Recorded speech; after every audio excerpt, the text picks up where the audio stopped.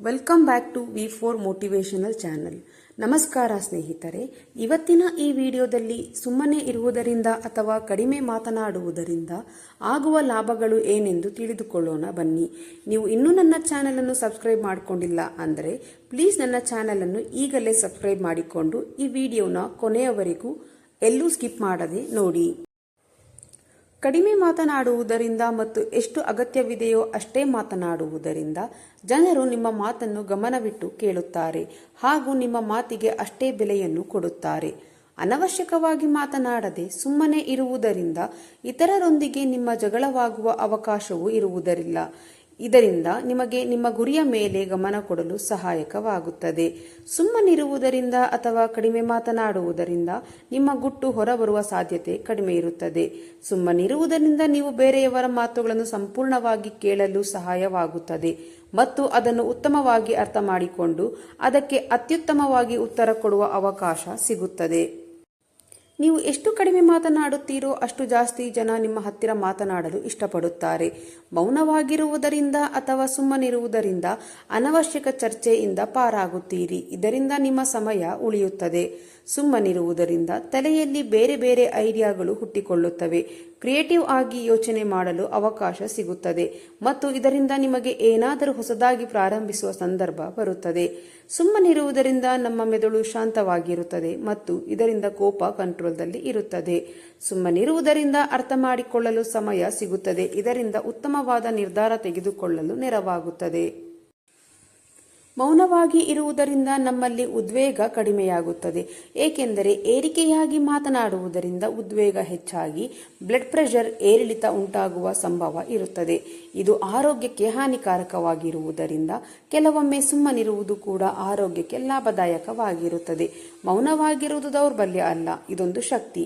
ಕೆಲವು ಸಂದರ್ಭಗಳಲ್ಲಿ ಮೌನದಿಂದಲೇ ಎದುರಾಳಿಯನ್ನು ಸೋಲಿಸಬಹುದು. ಅದು ಕೂಡ ಯಾವುದೇ ರೀತಿಯ ವಾದ ವಿವಾದವಿಲ್ಲದೆ ಇರಬಹುದು. ಸುಮ್ಮನಿರುವುದರಿಂದ ಅಥವಾ ಮೌನವಾಗಿರುವುದರಿಂದ ನಿಮ್ಮ ಉದ್ದೇಶ ನಿಮ್ಮ ಗಮನದಲ್ಲಿ ಇರುತ್ತದೆ. ಅತಿಯಾಗಿ ಮಾತನಾಡುವುದರಿಂದ ನೀವು ಏನು ಮಾಡಬೇಕು ಅಂದುಕೊಂಡಿದ್ದೀರೋ ಅಥವಾ ಏನು ಸಾಧನೆ ಮಾಡಬೇಕು ಅಂದುಕೊಂಡಿದ್ದೀರೋ ಅದರ ಬಗ್ಗೆ ಗಮನ ಕೊಡಲು ಸಾಧ್ಯವಾಗುವುದಿಲ್ಲ. ಮೌನವಾಗಿ ಇರುವುದರಿಂದ ನಿಮ್ಮನ್ನು ಅರ್ಥ ಮಾಡಿಕೊಳ್ಳಲು ಮತ್ತು ಕ್ಷಮತೆಯನ್ನು ಅಂದರೆ ನಿಮ್ಮ ಕೆಪಾಸಿಟಿಯನ್ನು ಸರಿಯಾದ ರೀತಿಯಲ್ಲಿ ತಿಳಿದುಕೊಳ್ಳಲು ಸಹಾಯಕವಾಗುತ್ತದೆ. ಸುಮ್ಮನಿರುವುದರಿಂದ ನೀವು ಬೇಗನೆ ನಿಮ್ಮ ಗುರಿಯ ಕಡೆಗೆ ಮುಂದುವರಿಯಲು ಸಹಾಯವಾಗುತ್ತದೆ. ಅನವಶ್ಯಕ ಮಾತುಗಳಲ್ಲಿ ತೊಡಗಿಕೊಳ್ಳುವುದರಿಂದ ನಿಮ್ಮ ಗುರಿ ಮುಟ್ಟಲು ತಡವಾಗಬಹುದು.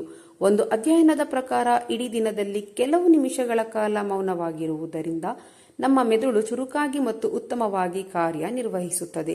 ಮೌನವಾಗಿರುವುದರಿಂದ ನಮ್ಮ ಮಾತುಗಳು ಹಿಡಿತದಲ್ಲಿರುತ್ತವೆ ಹಾಗೂ ಮತ್ತೊಬ್ಬರ ಮನಸ್ಸನ್ನು ನೋಯಿಸುವ ಸಂದರ್ಭ ಬರುವುದಿಲ್ಲ. ಸುಮ್ಮನಿರುವುದನ್ನು ರೂಢಿಸಿಕೊಳ್ಳುವುದು ಒಳ್ಳೆಯದು, ಏಕೆಂದರೆ ಗೆಳೆಯರು ಇಲ್ಲದಿದ್ದರೂ ಒಂಟಿತನ ಕಾಡುವುದಿಲ್ಲ. ಸುಮ್ಮನಿರುವುದರಿಂದ ನಿಮ್ಮಿಂದ ಆಗಬಹುದಾದ ಅನಾಹುತಗಳು ಸಂಭವ ಕಡಿಮೆ. ಅತಿಯಾಗಿ ಮಾತನಾಡಿ ನಂತರ ಪಶ್ಚಾತ್ತಾಪ ಪಡುವುದಕ್ಕಿಂತ ಸುಮ್ಮನಿರುವುದು ಒಳ್ಳೆಯದು. ಕಡಿಮೆ ಮಾತನಾಡಿ ಜಾಸ್ತಿ ಕೇಳುವುದರಿಂದ ಇನ್ನೊಬ್ಬನ ಮಾತಿನ ಉದ್ದೇಶ ಏನು ಎಂಬುದರ ಉದ್ದೇಶ ಸ್ಪಷ್ಟವಾಗಿ ತಿಳಿಯುತ್ತದೆ. ಸುಮ್ಮನಿರುವುದರಿಂದ ಅನವಶ್ಯಕ ಚರ್ಚೆ ಜಗಳಗಳಿಂದ ಬಚಾವ್ ಆಗುತ್ತೀರಿ. ಮೌನವಾಗಿರುವುದರಿಂದ ಅಥವಾ ಕಡಿಮೆ ಮಾತನಾಡುವುದರಿಂದ ಮನೆಯ ಕೆಲವು ವಿಷಯಗಳನ್ನು ಗುಟ್ಟಾಗಿ ಇಡಬಹುದು. ಕಡಿಮೆ ಮಾತನಾಡುವುದರಿಂದ ನಿಮ್ಮ ಸಂಬಂಧಗಳು ಗಟ್ಟಿಯಾಗುತ್ತವೆ. ಕಡಿಮೆ ಮಾತನಾಡುವುದರಿಂದ ನೀವು ಆಲೋಚನೆ ಮಾಡಿ ಮಾತನಾಡುತ್ತೀರಿ ಮತ್ತು ಇದರಿಂದ ಸಂಬಂಧಗಳಲ್ಲಿ ಬಿರುಕು ಮೂಡುವ ಸಂದರ್ಭ ಕಡಿಮೆಯಾಗುತ್ತದೆ.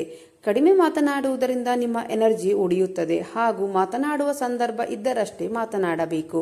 ಕಡಿಮೆ ಮಾತನಾಡುವುದರಿಂದ ನಿಮ್ಮ ಆಲೋಚನಾ ಶಕ್ತಿ ಮತ್ತು ಅರ್ಥ ಮಾಡಿಕೊಳ್ಳುವ ಶಕ್ತಿ ಹೆಚ್ಚುತ್ತದೆ. ಇದರಿಂದ ಯಾವ ಜಾಗದಲ್ಲಿ ಏನು ಮಾತನಾಡಬೇಕು, ಏನು ಮಾತನಾಡಬಾರದು ಎಂಬುದು ನಿಮಗೆ ಅರ್ಥವಾಗುತ್ತದೆ. ನೀವು ಕಡಿಮೆ ಮಾತನಾಡಿದಾಗ ಅನವಶ್ಯಕ ವಿಷಯಗಳು ಚರ್ಚೆಯಾಗುವುದಿಲ್ಲ. ಅವರಿವರ ವಿಷಯಗಳನ್ನು ಚರ್ಚಿಸುವ ಸಂದರ್ಭವೇ ಬರುವುದಿಲ್ಲ. ಇದರಿಂದ ನಿಮ್ಮ ಬೆಲೆ ಹೆಚ್ಚುತ್ತದೆ. ಕಡಿಮೆ ಮಾತನಾಡುವುದರಿಂದ ನಿಮ್ಮ ಮೆದುಳು ಶಾಂತವಾಗಿರುವುದರಿಂದ ಯಾವುದೇ ಕೆಲಸ ಮಾಡಲು ನಿಮಗೆ ಗಮನ ಹರಿಸಲು ಸಹಾಯವಾಗುತ್ತದೆ.